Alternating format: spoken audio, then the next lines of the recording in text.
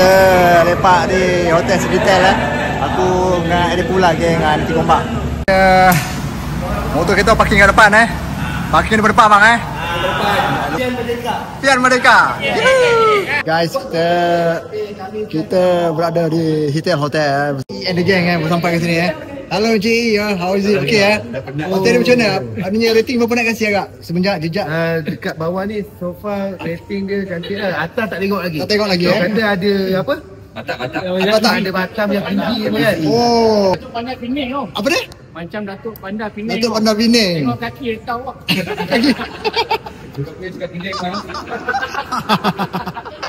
Guys, kita orang nak balik ni.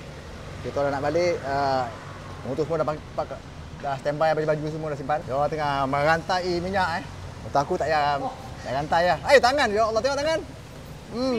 Habis yo. Dia. Jun. Rantai minyak dulu. Okey. Kita pakai apa ni? Manol.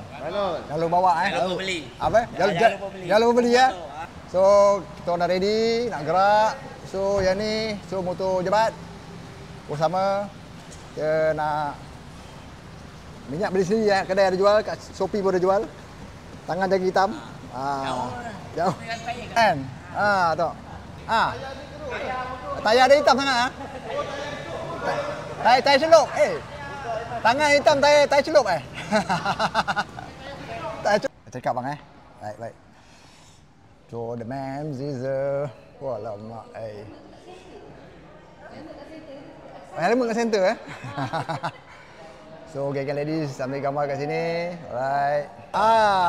Okay bang. Okay Ni paling best. Paling best Kami soon kita akan buat lagi dah insyaAllah Coba cerating ke mana kan?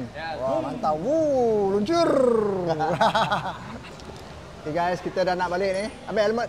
Helmet kita nak balik. So pergi ke lunch Nasi kandar Rafi So ni geng kita belakang sana. Let's go.